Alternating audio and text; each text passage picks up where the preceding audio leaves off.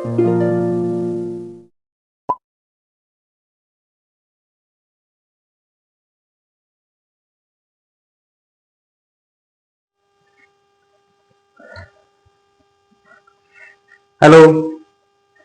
आज pre board होने में अब लगभग आप समझ के चलो, ये पूरा मंथ आपका अक्टूबर, फिर नवंबर, कहीं के नवंबर एंड में आपका शुरू हो जाएगा प्री बोर्ड, फिर कहीं कहीं दिसंबर में शुरू होगी। लेकिन इन एक डेढ़ से 2 महीने का जो टाइम आपके पास है, इस 2 महीने को ऐसे यूटिलाइज करो कि पूरा सिलेबस आपका कवर अप हो जाए।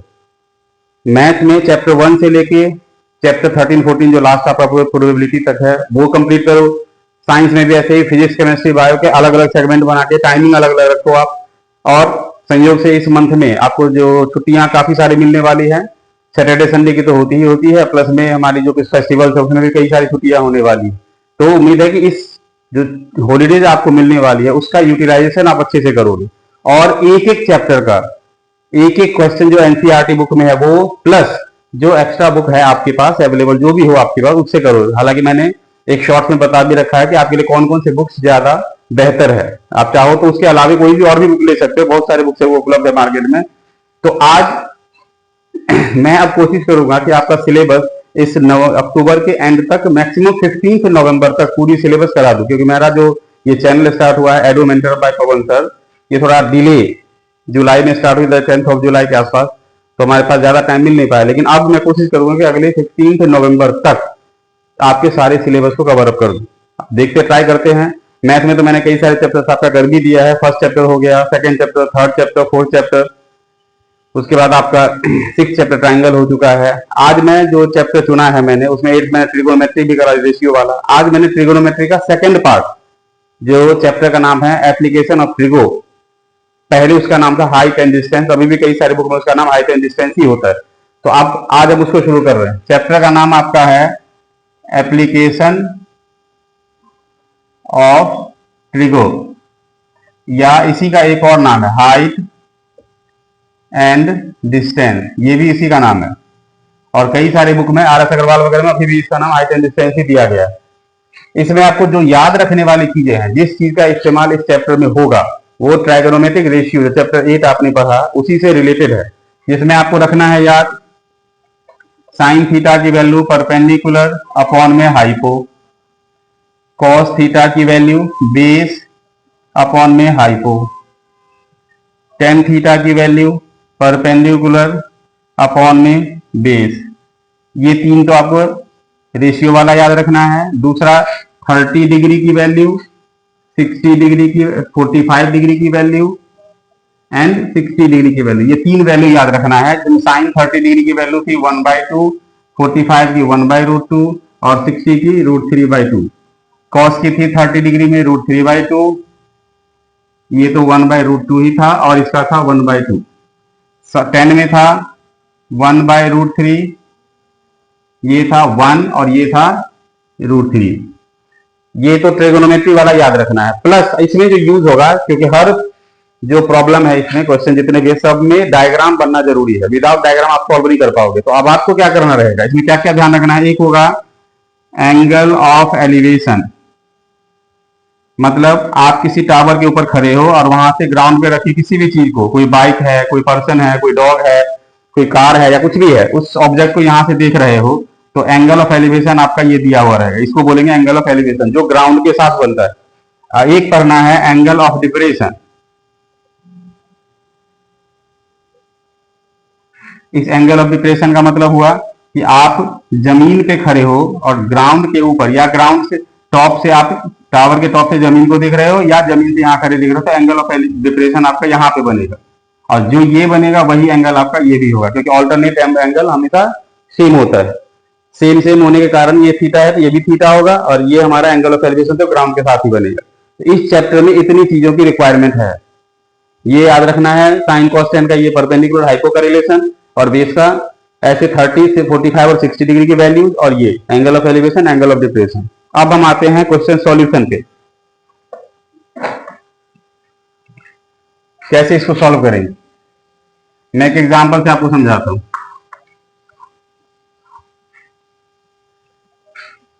जैसे क्वेश्चन है आपका a tower of height 20 meter,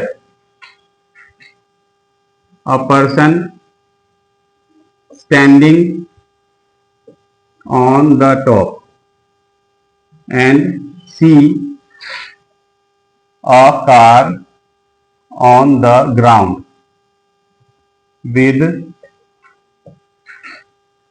angle of elevation 60 degree.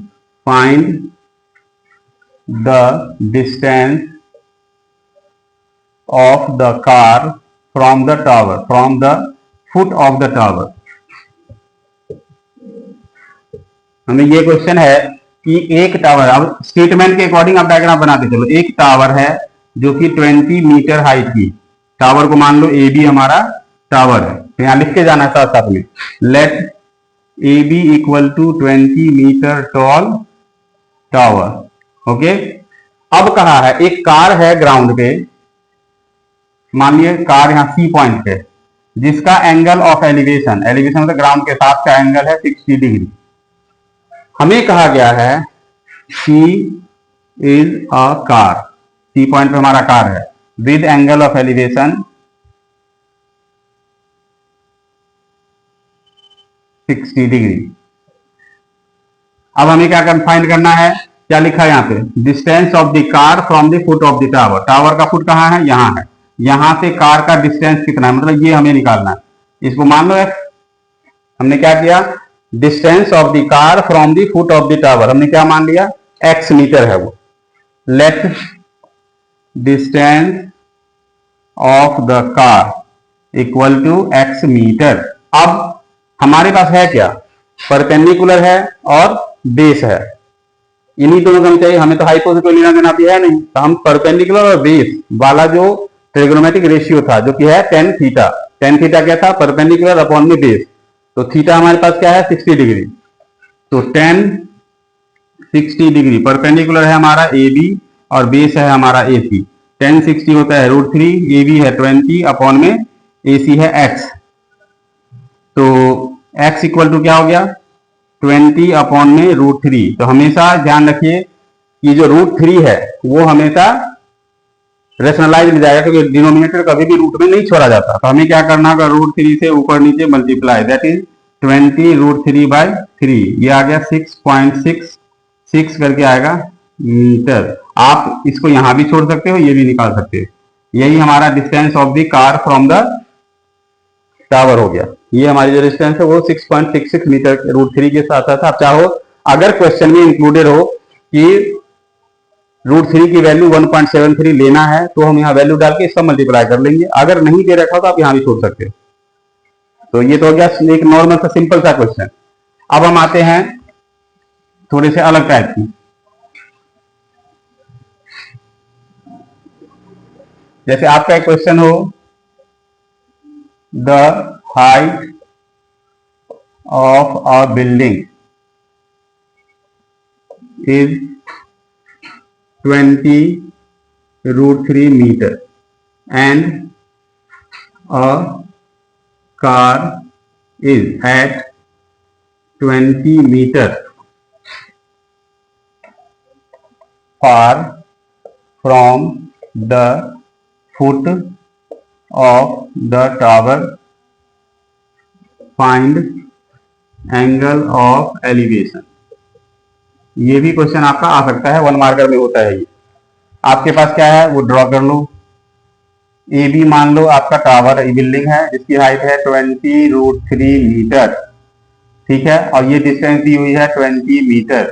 हमें पता करना है ये एंगल कितना है। यहां भी देखिए, यहां लिखेंगे let A B equal to 20 √3 metre tower. Okay, C is the point which is 20 meter away या far from the foot of the tower। तो हम ले लेंगे tan थीटा इक्वल टू क्या होता है, परपेंडिकुलर अपॉन में बेस, दैट इज 20 √3 अपॉन में 20, ये कैंसिल हो गया, √3 आ गया, टेन थीटा में √3 किसकी वैल्यू होती है? टेन 60 डिग्री की वैल्यू। तो थीटा क्या आ गई? 60 डिग्री। तो एंगल ऑफ एलिवेशन क्या आ गया? 60 डिग्री। ये हमारा फाइनल आंसर होगा। अभी तक मैंने दो बेसिक क्वेश्चन बताए इस चैप्टर के, जो 1 मार्कर है। अब हम आते हैं जो थोड़े अब 2 मार्कर, 3 मार्कर और 4 मार्कर। ये सारे क्वेश्चन हम एक बारी बारी से करते हैं। चलिए अब हम एनसीईआरटी के आधार पे आते हैं, जो एनसीईआरटी में है आपके पास क्वेश्चन।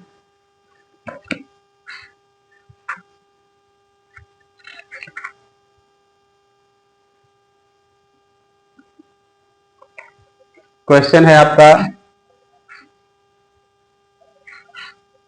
एक ट्री है जो स्टॉर्म के कारण, जिसकी कुछ हाइट है, और स्टॉर्म के कारण, आंधी तूफान के कारण वो अपने हाइट से टूट गई। कुछ ऊपर से टूट गई, नीचे से कुछ पोर्शन रह गया, वो टूट कर। क्वेश्चन है, a tree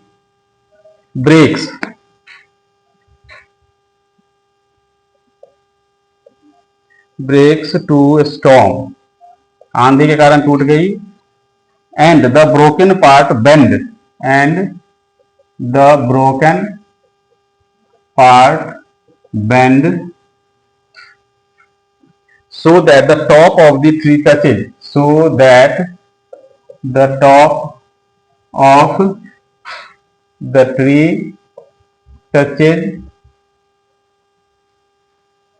the ground, making an angle 30 degree, touches the ground at 30 degree. Angle of elevation आपको दे दिया। The distance from the foot of the tree to the point where the top touches the ground is 9 meter. At 9 meter distance from the foot of the tree, मतलब जो एक tree है, मान के चलो ये एक ट्री है जो यहां से ब्रेक हो गई, और ये जो ऊपर वाला पोर्शन टूट के अलग नहीं हुआ, बस यहां से टूट के ऐसे ये बना दिया। ये वाला पोर्शन जो है ना, यहां वाला, ये ऐसे आ गया, और वो ग्राउंड के साथ एंगल बना रहा है 30 डिग्री का। और ये डिस्टेंस बोला गया है foot of the tree is 9 metre. ये 9 मीटर डिस्टेंस से इसका जो टॉप था वो यहां तक किया 30 डिग्री एंगल के साथ, जो 9 मीटर डिस्टेंस पे है, किससे? फुट ऑफ द टावर से। तो हमें फाइंड करना है ट्री की हाइट क्या है। Find original height of the tree. हालांकि एनसीईआरटी क्वेश्चन में ये आपको 8 मीटर दिया हुआ है, तो मेरे पास अभी एनसीईआरटी बुक नहीं है, मेरे पास RS अग्रवाल है। मैं सेम वही क्वेश्चन है, बस यहाँ वैल्यू चेंज हुआ है, बाकी सब ऐसे ही रहना है। तो मैं ये निकाल के बता रहा हूं। अब मैंने क्या किया है, ए बी एक ट्री ले लिया जो सी पॉइंट से ब्रेक होकर डी पे टच किया उसके टॉप में। लिखेंगे यहां let A B is a tree, C is a point of breaking. ठीक है। एंगल ऑफ एलिवेशन क्या है? 30 डिग्री, और डिस्टेंस ऑफ 9 मीटर है। तो हम क्या करेंगे, हमें हाइट ऑफ द ट्री निकालने के लिए पहले हमें ये चाहिए और फिर ये चाहिए, क्योंकि ये इसलिए चाहिए कि यही पोर्शन हमारा ये है, इसीलिए पहले ये और ये चाहिए, दोनों मिला देंगे, प्लस करेंगे तो हमारा height of the tree original निकल जाएगा। तो सबसे पहले हमें इसको x मान लेते हैं और इसको y मान लेते हैं। हमने लेना है 10 30 डिग्री पहले, तो ताकि AC अपॉन में AD that is x upon में 9, 10 30 आएगा 1/√3 x अपॉन में 9, इसका मतलब x इक्वल टू 9/√3। ये रेशनलाइज करेंगे हम, 9√3/3, 3 से कट के आ जाएगा 3 पे, तो आ गया 3√3 मीटर। ये हमारी x की वैल्यू आ गई 3√3 मीटर। अब हमें निकालना है हाइपो। तो हाइपो किस किस में आता है? एक तो साइन में आता है, दूसरा कॉस में आता है। कोई भी ले सकते हो, मर्जी है आपकी। तो मैं ले रहा हूं cos 30 degree equal to base upon में हाइपो। कॉस 30 होता है √3/2, बेस हमारा है 9, और CD तो हमें नहीं पता, CD को हमने y ले रखा। चलिए अच्छी बात। अब हम क्या करेंगे, ये हो गया y इक्वल टू 9 इंटू में 2/√3, फिर वही प्रोसीजर √3 से रेशनलाइज, तो 18 √3/3, 3 से कट के 6, कितना आ गया 6√3। तो हमारे पास हाइट ऑफ द ट्री क्या आ जाएगा, x, और यही y यहां भी है, height of the tree x plus में y, इसका मतलब है 3√3 प्लस में 6√3, दैट इज 9√3 मीटर। ये हमारा total height of the original, जो उसकी हाइट थी वो निकल गई 9√3 मीटर। चलिए अब आगे चले हम, ये तो है गई क्वेश्चन, ये जनरली आता रहता है, इस क्वेश्चन को ध्यान रखिएगा, अच्छा क्वेश्चन है ये।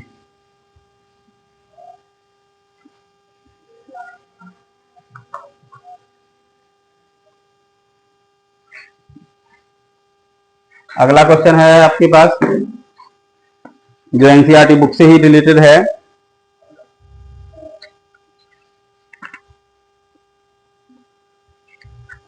अगर एनसीईआरटी से रिलेटेड नहीं होगा तो मैं उसी से जैसा क्वेश्चन आपको बताता जाऊंगा ताकि आपका क्लियर होता जाए।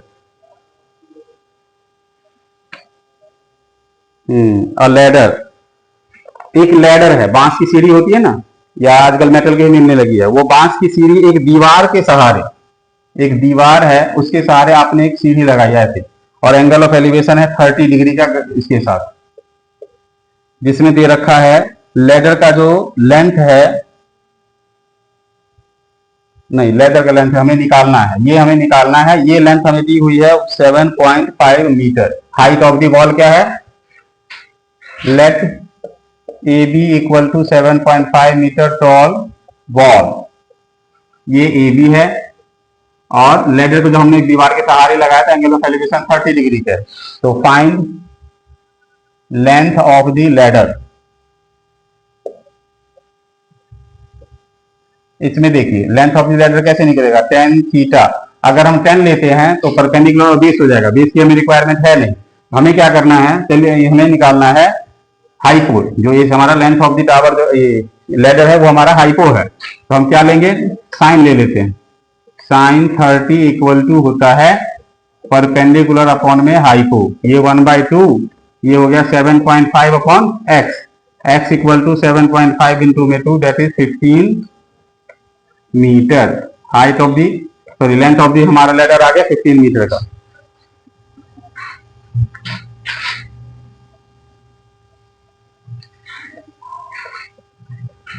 चलिए अब है क्वेश्चन आपके पास में,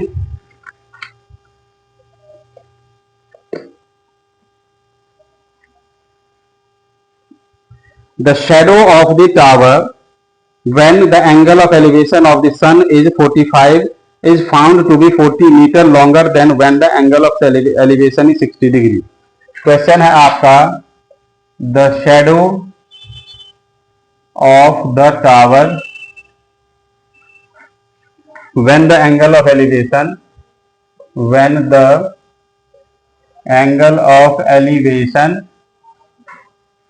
of the sun is 45 degree is found to be 40 meter longer than the angle of elevation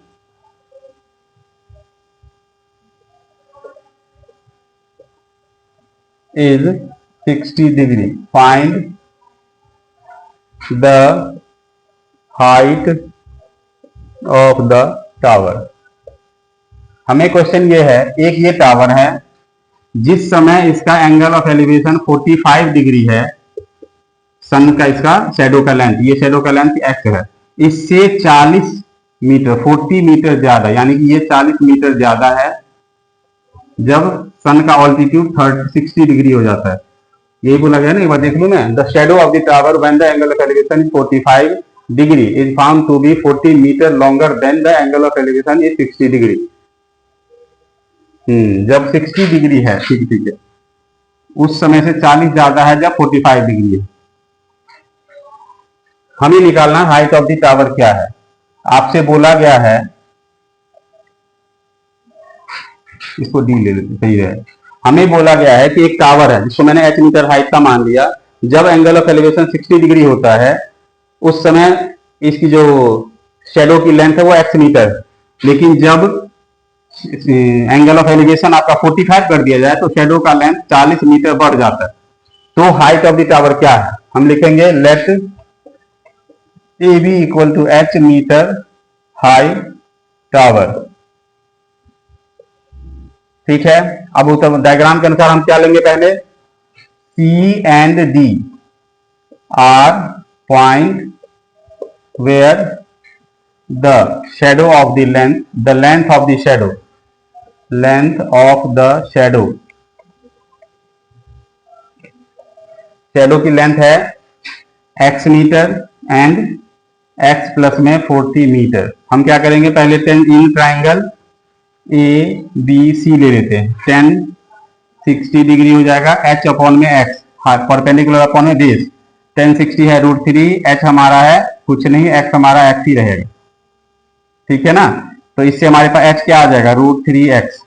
ये पहला पोर्शन h निकल गया। दूसरा लेंगे in triangle A B D 10 45 degree equal to A B upon में बी डी, यानी कि h upon में x प्लस 40। 10 45 1 होता है, तो x प्लस में 40 इक्वल टू h तो हमें पता है √3x, x प्लस में 40 इक्वल टू √3x। x को उधर ले लेते हैं, अब यहां से हम इसे कॉमन ले लेते हैं, तो 40 इक्वल टू √3 माइनस 1 इंटू में x इक्वल टू 40 अपॉन में √3 माइनस 1। इसको भी हम रेशनलाइज कर लेंगे, माइनस वाला है तो प्लस वाले से करना होता है, याद है ना, 9th क्लास में था ये। अपॉन में √3 का स्क्वायर हो जाएगा 3 और माइनस 1, दैट इज 2 बचेगा, 2 से 40 कट करेंगे तो 20 √3 plus 1 metre. This is the height of the tower. हमारे पास आंसर आ गया, टावर की हाइट है 20 √3 प्लस 1 मीटर। इसमें एक बात ध्यान रखना, अगर क्वेश्चन में आपको √3 की वैल्यू गिवन है तो आप डालना, नहीं है तो यहीं पे छोड़ देना।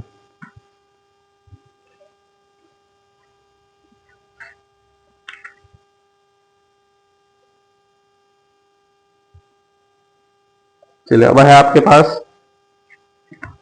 एक क्वेश्चन आपके बुक में है पेडेस्टल वाला।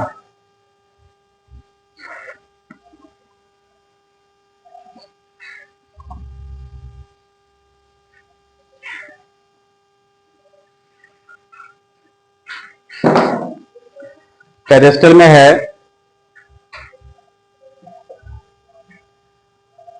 from the point on the ground the angle of elevation of the top of a tower is 30 degree and that of the top of the flag staff on the top of the tower is 60 degree. From the ground the angle of elevation of the top of the tower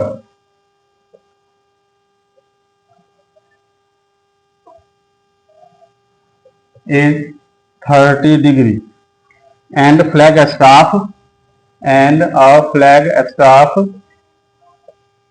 at the top of the building is 60 degree. If the height of the flag staff is 5 meter, find height of the tower. मतलब ये बोला गया है कि एक tower है A B, मान लीजिए इसको, इसके ऊपर एक फ्लैग स्टाफ है जिसमें झंडा लगा हुआ होता है, ये झंडा लगा हुआ है। ग्राउंड पे एक पॉइंट है, वहां से हम टावर के टॉप को देखते हैं तो एंगल बना रहा है 30 डिग्री, सी पॉइंट मान लीजिए इसको, और यहीं से फ्लैग स्टाफ के टॉप को देखते हैं तो बना रहा है 60 डिग्री। इसकी जो हाइट है इतना सा, ये है 5 मीटर का फ्लैग स्टाफ का हाइट, हमें ये निकालना है टावर की क्या हाइट है। हमें ध्यान रखना है क्वेश्चन के अकॉर्डिंग ही हमें डायग्राम फॉर्म करना है, विदाउट डायग्राम आपका एक भी सॉल्यूशन नहीं होगा। चलिए आते हैं ए बी सी, यहाँ बी मान लेते हैं। पहले लेते हैं इस छोटा सा triangle, let A B equal to H metre tower और B D is 5 metre flag staff. ठीक है, इसके बाद है आपका सी पॉइंट है in triangle A B C 10 30 equal to A B upon में A C, 1/√3 equal to A B हमारा एच, ए सी हमें ऐसे ही रहेगा, ए सी इक्वल टू √3h, ए सी आ गया हमारे पास। अब लेंगे tan in triangle A C D, tan 60 degree, ये आ जाएगा हमारा ए बी अपॉन में ए सी, tan 60 होता है √3, ए सी की वैल्यू हमें पता है, ए बी हमारे पास हो जाएगा टोटल कितना 5 + h, और ए सी हमारे पास √3h, ये क्रॉस मल्टीप्लाई में जाएगा तो हो जाएगा 3h इक्वल टू 5 + h, इधर आके हो जाएगा 2h equal to 5, h equal to 5/2, that is 2.5 metre. तो height of the tower equal to 2.5 metre.